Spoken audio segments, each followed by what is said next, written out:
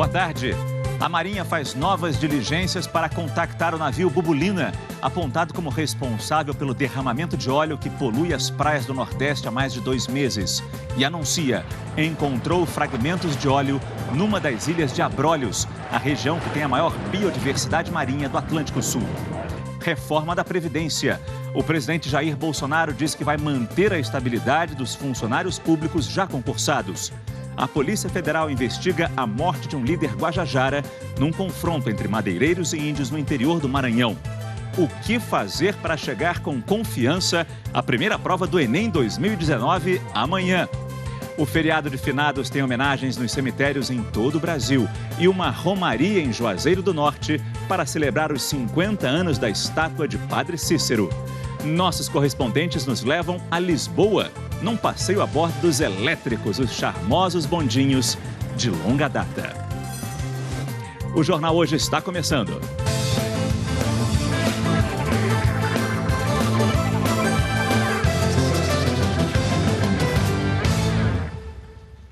Amanhã é um dia decisivo para estudantes de todo o país. Mais de 5 milhões vão fazer a primeira prova do Enem. Na véspera do exame, muita gente abriu mão do descanso para relembrar as matérias. E um outro ponto importante, prestar atenção a várias regras.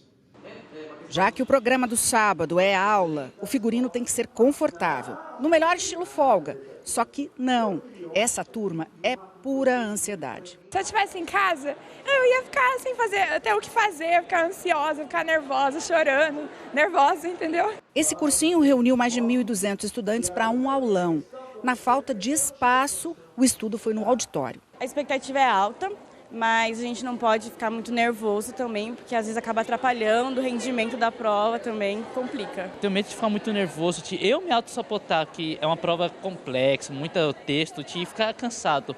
O foco é chegar, respirar tranquilo e fazer o que sei. Amanhã os portões abrem ao meio-dia, horário de Brasília, e fecham à 1 da tarde. Já deu para ver, né, que amanhã vai ser um dos dias mais importantes na vida desses estudantes. E tão essencial quanto os estudos e a revisão das matérias é prestar atenção nas regras do exame. Esse ano, elas estão mais rígidas. A caneta precisa ser transparente e com tinta preta. E a quantidade de objetos proibidos é imensa. Não pode borracha, corretivo, lápis, lapiseira, régua. E ainda livro, manual, boné, viseira, chapéu, óculos escuros. Documento só original e com foto. Quem levar cópia ou no formato digital vai voltar para casa. E uma das exigências envolve o celular. Está no regulamento. Os aparelhos eletrônicos têm que ser colocados no porta-objetos e ficar embaixo da carteira. E se um dos aparelhos emitir qualquer som, toque ou alarme, o candidato é excluído do exame. Totalmente desligado, de preferência papel alumínio em volta, né, para evitar ligar. Por que papel alumínio? Porque aí para de funcionar. O melhor mesmo é deixar o celular em casa para não correr nenhum risco. Boa sorte a todos.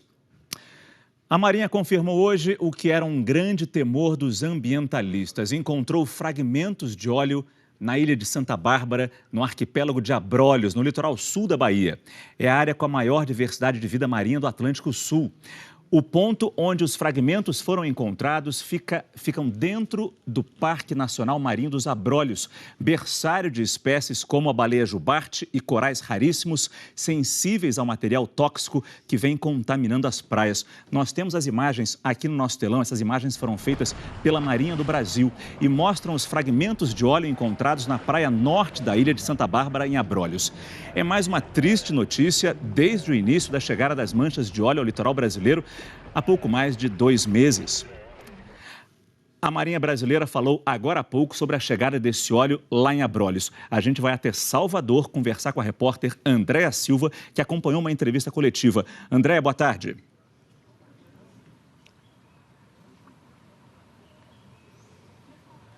Oi, Oi, Márcio, boa tarde a todos. Essa informação foi confirmada durante a coletiva pelas autoridades do Centro Operacional Regional, criado desde que surgiram essas manchas. É um centro que debate ações para combater e prevenir essa situação. O que a Marinha disse, junto com as outras autoridades, Márcio, foi que a mancha foi vista primeiro em alto mar, no mar, na região da praia de Ponta da Baleia, que faz parte de toda esta região de Caravelas, do arquipélago que fica lá no extremo sul da Bahia. E hoje de manhã foram encontradas as manchas na ilha de Santa Bárbara, como nós vimos aí através nessas fotografias que você mostrou agora há pouco. A ilha de Santa Bárbara, que fica perto da praia de Ponta da Baleia, faz parte também do arquipélago de Caravelas. Márcio, a Marinha até fez uma comparação, disse que essas manchas encontradas hoje na ilha de Santa Bárbara têm o tamanho de pequenas moedas. Há uma operação grandiosa lá para combater isso. São 8 navios, 7 aeronaves, 30 pessoas também com botes para tentar retirar essas manchas e para evitar o avanço dessas manchas. A boa notícia, de acordo com a Marinha, é que as baleias que usam essa região para a reprodução, e essa é uma época em que elas estariam lá, essas baleias saíram um pouco antes, o que de certa forma acaba protegendo esses animais. Durante a entrevista coletiva, a Marinha também falou sobre o risco de mais manchas de óleo avançarem pelo Parque Nacional de Abrolhos. A possibilidade existe, mas nós estamos tomando todas as providências, juntamente com a Petrobras também, que hoje está iniciando novos procedimentos, provavelmente, para evitar que isso ocorra e, caso venha a ocorrer, mitigar, diminuir esse impacto o mais rápido possível. Manchas de óleo também foram vistas na Costa dos Corais, no litoral norte de Alagoas. Nós temos essas imagens aqui. Moradores ajudaram a limpar essas manchas, tiveram ajuda da equipe do ICMBio, o Instituto Chico Mendes de Conservação da Biodiversidade, e também do projeto Conservação Recifal, a encontrar óleo nos arrecifes do povoado de Barreira do Boqueirão, no município de Japaratinga. Amostras de coral e da água vão ser analisadas. O ICMBio informou que o impacto ambiental nessa área ainda precisa ser avaliado.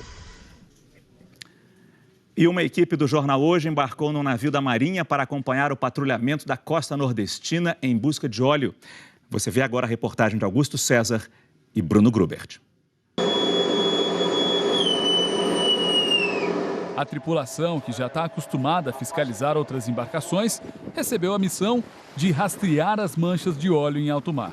Até agora, a Marinha Brasileira nunca tinha lidado com o vazamento desse tipo de petróleo. Até os militares mais experientes estão tendo dificuldades de visualizar o óleo na água antes que ele chegue às praias, mesmo que o trabalho de identificação de vazamentos já seja uma rotina nesses navios. Esse petróleo cru que chegou à costa nordestina não aparece nos radares, nem nos outros equipamentos de navegação. Os militares precisam encontrar as manchas com os próprios olhos. E o pior é que nem sempre a mancha está na superfície. O método empregado normalmente são barreiras de contenção que armazenam, que conseguem reter o óleo que está na superfície. O óleo que está submerso passa por baixo dessas barreiras, causando todo esse transtorno que nós estamos observando em quase 2.500 quilômetros de litoral. Os militares receberam roupas especiais de proteção e, quando avistam algo suspeito, vão para a água.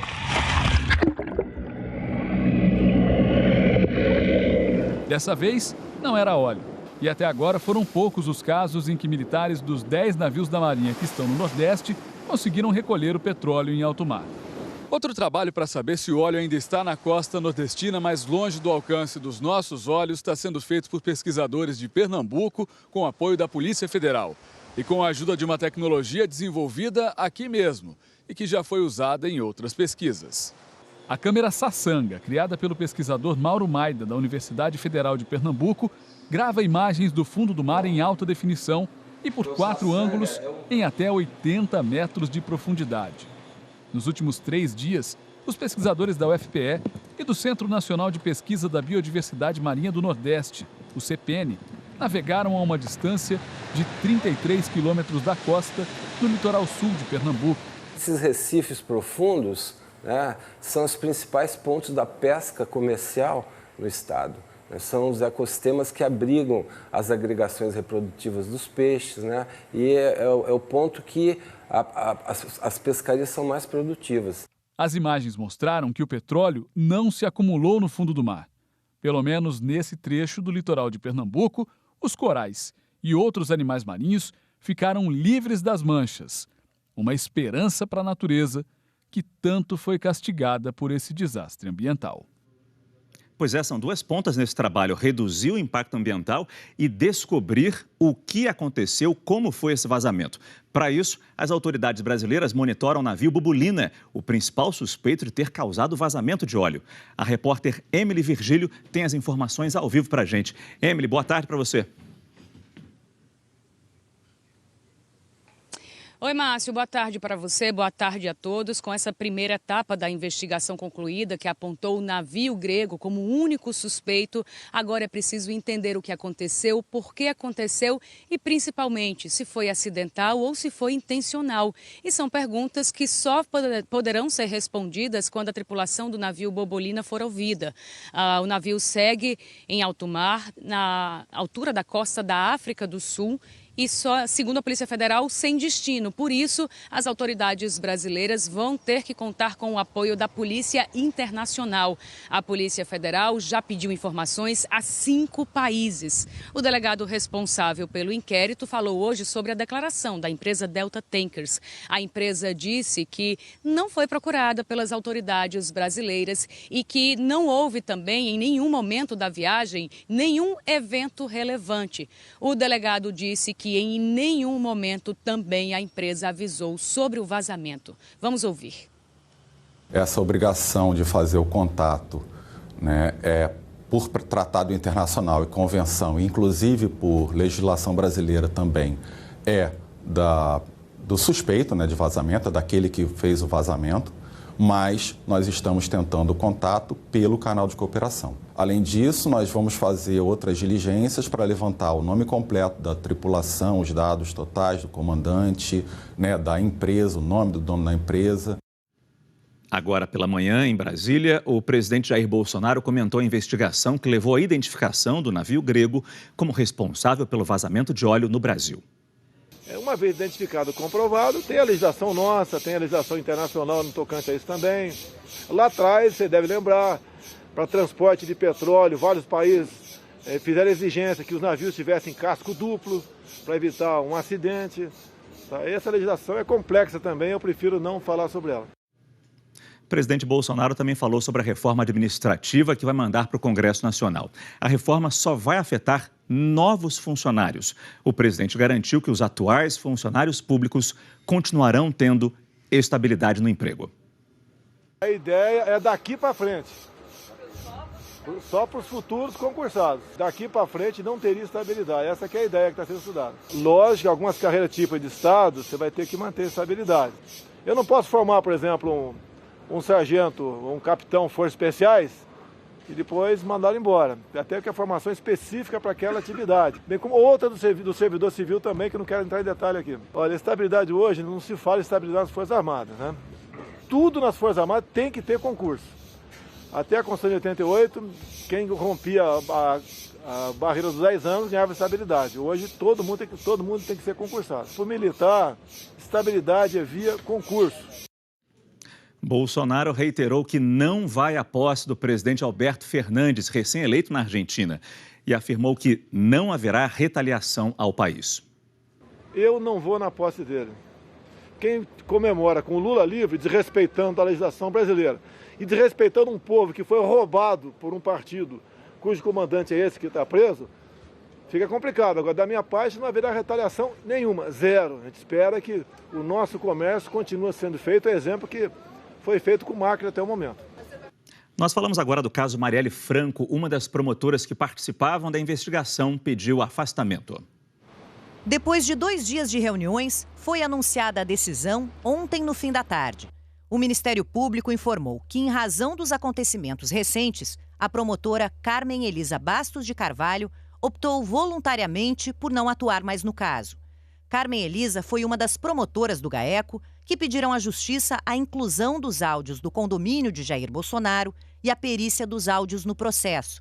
Ela participou da entrevista coletiva do MP na quarta-feira para dizer que a voz que aparece na gravação é a de Rony Lessa, o acusado de matar Marielle e Anderson, e não do presidente Jair Bolsonaro. As promotoras informaram que a prova técnica desmentiu o depoimento que o porteiro deu à polícia, dizendo ter ligado para a Casa 58, a do presidente. O Jornal Nacional mostrou na terça-feira que o depoimento do porteiro não condizia com a realidade, porque Jair Bolsonaro, então deputado, estava em Brasília naquele dia e registrou presença em 2 votações. Nada ficou sem fazer diligência, tudo foi esclarecido. E graças a todas as diligências possíveis que foram realizadas, nós chegamos à conclusão técnica de que aquela voz que autorizou a entrada de um dos corréus da ação penal é a voz do outro réu da ação penal.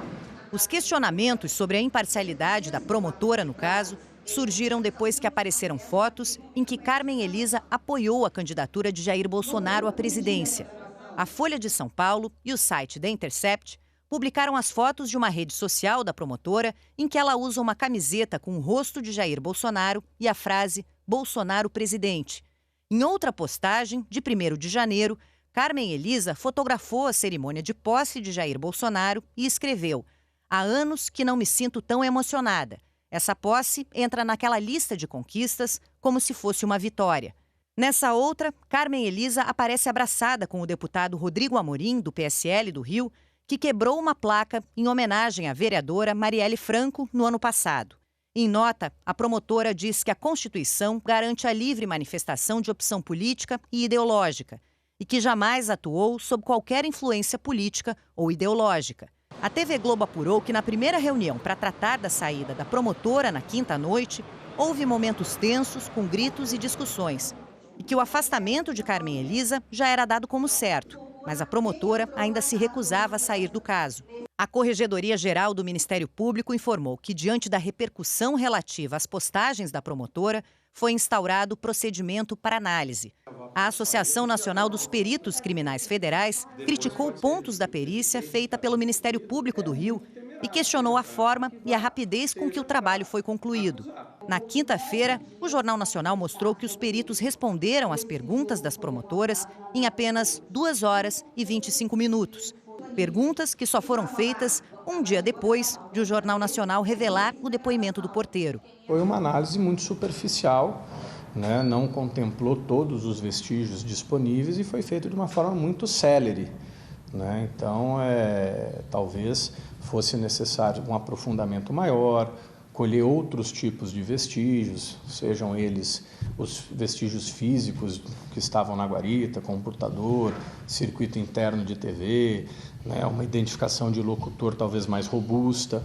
A Associação Nacional dos Peritos Criminais criticou a forma como o arquivo foi manuseado desde o dia do crime. A gente entende aquilo como uma evidência que precisa ser apurada dentro do bojo de uma investigação e qualquer contato com essa evidência antes do exame pericial é sempre temerário. É como um local de crime que você tem um corpo e você movimenta o corpo, muda ele de lugar. O Ministério Público do Rio informou que a voz do porteiro não foi objeto de perícia na ação penal e que isso ainda será tratado em novas diligências. O MP disse ainda que só vai tomar outras medidas depois que a Procuradoria-Geral da República notificar oficialmente o arquivamento da consulta sobre a menção ao nome do presidente Jair Bolsonaro por falta de elementos de comprovação. O Ministério Público reafirmou que o pedido de perícia foi enviado no dia 15 de outubro, que não há impedimento legal em apresentar as perguntas aos peritos só após o envio do material, o que foi feito na última quarta-feira. Um líder indígena guajajara morreu num confronto com madeireiros no interior do Maranhão. Vamos falar ao vivo com o repórter Alex Barbosa, que tem todas as informações desse caso. Alex, boa tarde. Olá, Márcio, boa tarde para você, boa tarde a todos. Pois é, segundo a polícia, o grupo de agentes florestais indígenas Guardiões da Floresta foi emboscado por madeireiros na noite de ontem dentro da reserva indígena Araribóia, na região de Bom Jesus das Selvas, que fica a 466 quilômetros aqui da capital São Luís. O líder indígena e guardião Paulo Paulino Guajajara foi assassinado com um tiro no rosto. Uma outra liderança indígena, Laércio Guajajara, foi gravemente ferido e está numa aldeia da região. Um madeireiro que participou desse conflito segue desaparecido. no início de setembro, esse grupo Guardiões da Floresta, que é formado por índios que fazem a segurança na região, protegem a floresta e denunciam o desmatamento. Esse grupo capturou 8 madeireiros dentro da floresta, estavam acampados dentro da floresta e os entregou à Polícia Federal. A suspeita é que eles estavam desmatando árvores dentro da reserva. A reserva indígena Araribóia tem 413 mil hectares e 5 mil índios vivem na área que faz parte da Amazônia Legal. A Secretaria de Direitos Humanos do Maranhão informou que já enviou representantes lá para a região e o ministro da Justiça e da Segurança Pública, Sérgio Moro, disse numa rede social que a Polícia Federal vai investigar esse caso e que não vai poupar esforços para levar os responsáveis por esse crime à justiça. Márcio. Ficar de olho nesse caso, Alex. Muito obrigado. Também tivemos um caso de violência aqui em São Paulo. Uma perseguição policial terminou com 2 bandidos baleados. Nós temos as imagens aqui no nosso telão. Os criminosos roubaram o carro de uma mulher que saía de uma igreja ontem à noite. A polícia foi avisada e durante a fuga dos bandidos houve troca de tiros. 2 criminosos foram baleados, um terceiro foi preso. Também em São Paulo, um policial militar morreu durante um patrulhamento na favela de Paraisópolis, na Zona Sul. Segundo a polícia, o sargento Ronaldo Ruas Silva levou um tiro ao abordar 3 homens. Outro PM atirou num dos bandidos que também morreu. 2 fugiram. A polícia faz agora uma operação na comunidade de Paraisópolis. Daqui a pouco, uma viagem pelo passado e pelo presente através dos charmosos bondinhos de Lisboa. E a seguir, no feriado de finados, uma romaria leva milhares de fiéis a Juazeiro do Norte para homenagear o Padre Cícero. E um dia depois de a China reafirmar que não aceita mudar o sistema governamental, Hong Kong é palco de novos protestos e mais violência. Voltamos já.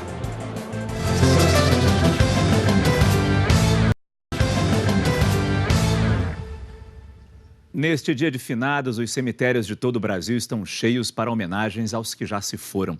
A gente vai ao vivo até Belo Horizonte conversar com a repórter Larissa Carvalho. Larissa, boa tarde.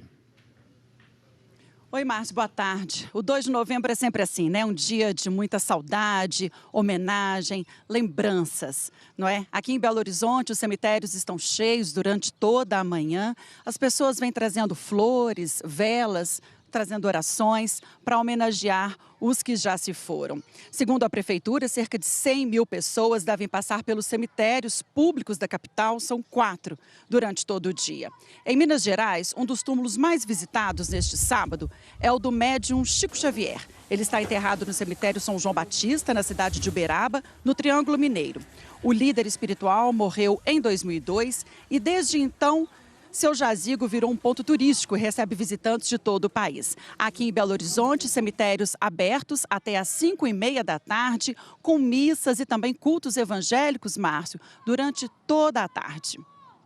Muito obrigado, Larissa. E em Juazeiro do Norte, no Ceará, o destaque é a romaria ao túmulo de Padre Cícero, considerado santo na cidade.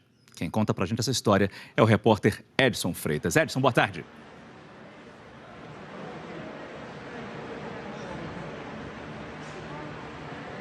Oi, Márcio, boa tarde para você, boa tarde a todos. O dia está bastante movimentado aqui em Juazeiro do Norte. Nesse momento, nós estamos na Igreja do Socorro, onde acontece missa a cada 2 horas. O pessoal já está se preparando para a próxima, que começa daqui a pouquinho. Aqui está sepultado também o corpo do Padre Cícero. É tradição que os romeiros visitem esse lugar, principalmente hoje, que é dia de finados. Aqui eles rezam, depositam flores, acendem velas e seguem até um ritual, viu? Eles acreditam que quando colocam qualquer objeto próximo ao túmulo, ele fica abençoado.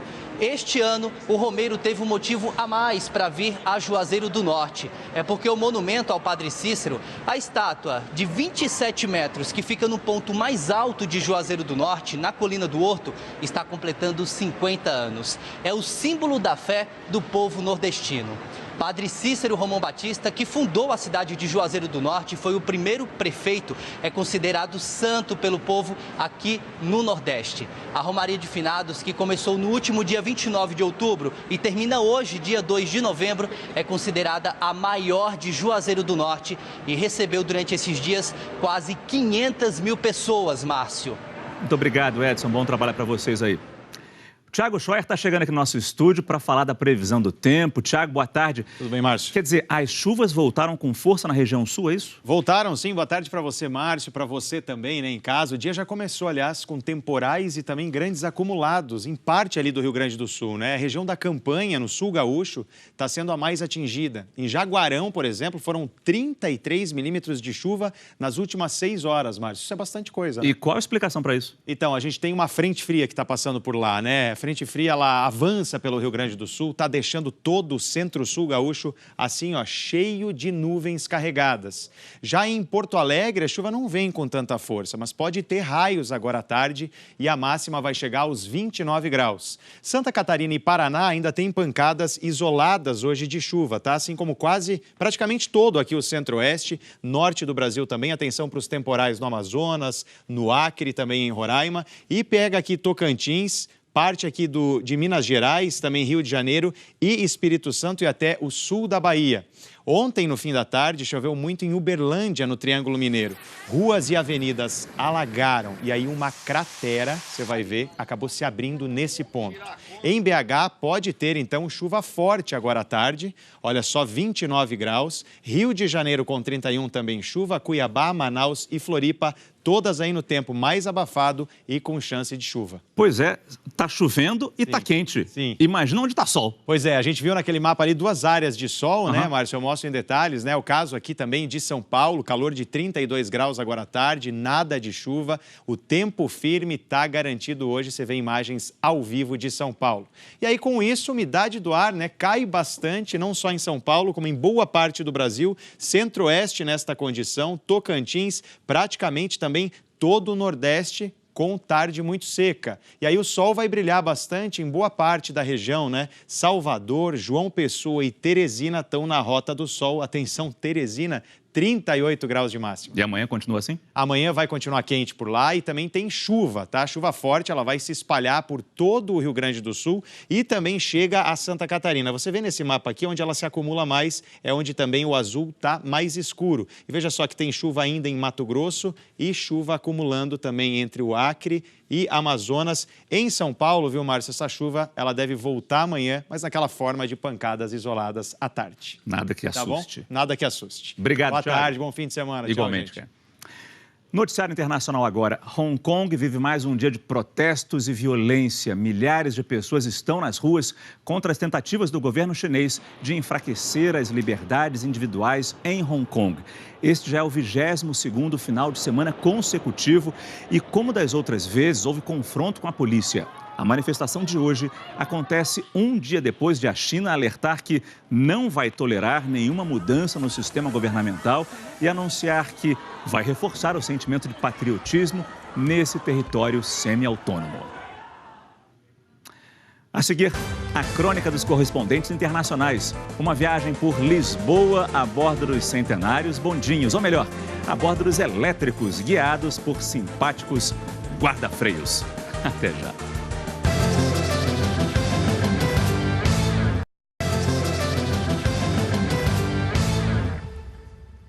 Na crônica dos nossos correspondentes, vamos dar uma voltinha de bonde por Lisboa. Esse transporte super charmoso é um passeio obrigatório na capital de Portugal. E conhecendo Lisboa, é também uma forma de dar um descanso para as pernas, já que a cidade é cheia de ladeiras. O som das rodas de ferro sobre os trilhos começa logo cedo, antes das 6 da manhã. A jornada é longa, vai até a madrugada seguinte. Os bondinhos, que aqui são chamados de elétricos, estão por todo lado em Lisboa. Meu filho, são 51 anos a apanhar o elétrico nesta cidade. Os primeiros elétricos foram importados dos Estados Unidos em 1901, para substituir as carruagens puxadas a cavalo. Os bondes chegaram a ser o principal meio de transporte em Lisboa. No auge, na década de 1950, eram 500. Hoje, são pouco mais de 60. As pessoas associam muito a história da sua cidade e a sua própria história pessoal às memórias do elétrico passeando pela própria cidade e que o apanhavam com os avós, com os tios, para ir para a escola, etc.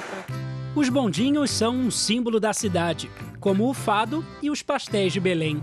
Fazer um passeio num dos carros centenários virou programa obrigatório para os turistas. 5 milhões visitam a cidade por ano. O mais famoso deles é o 28, que faz um trajeto charmoso pelo centro histórico de Lisboa. Nessa linha, dá para ouvir idiomas de várias partes do mundo. E o que menos se vê são os próprios portugueses. As únicas preocupações são as filas grandes e os batedores de carteira. Essa turista espanhola está em Lisboa pela primeira vez. Contou que nunca tinha subido num bondinho como esse e que os filhos estão adorando o passeio. Para que os niños também disfrutem. Todos os bondinhos aqui de Lisboa ficam baseados numa só estação, que é essa aqui, a estação de Santo Amaro. E essa garagem guarda ainda relíquias que fazem todo português viajar no tempo. Uma vez por ano, a Companhia Carris de Ferro de Lisboa, que é responsável pelos ônibus e bondes, coloca em circulação os veículos mais antigos da companhia. É recordar e pensar como esta cidade cresceu, como ela se modificou, mantendo a sua tradição e tudo aquilo que é a alma e a cor da Lisboa.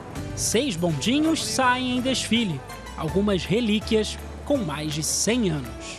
Parece mesmo que a gente está dentro de uma novela de época. Olha só, o banco é feito de palha e o interior é todo de madeira.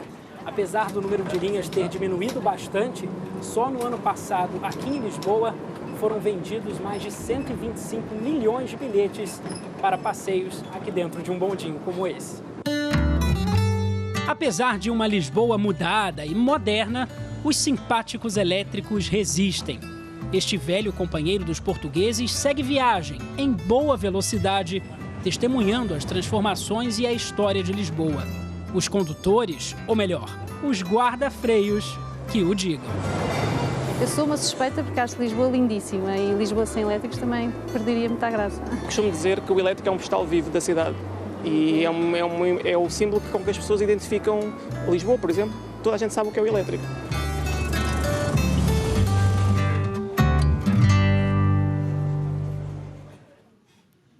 Que passeio gostoso pelos elétricos de Lisboa. E assim nós encerramos esta edição do Jornal Hoje. Você acompanha outras notícias no Jornal Nacional. Para rever as nossas reportagens exibidas hoje, basta ir ao Globoplay. Tenham todos uma boa tarde e um ótimo domingo.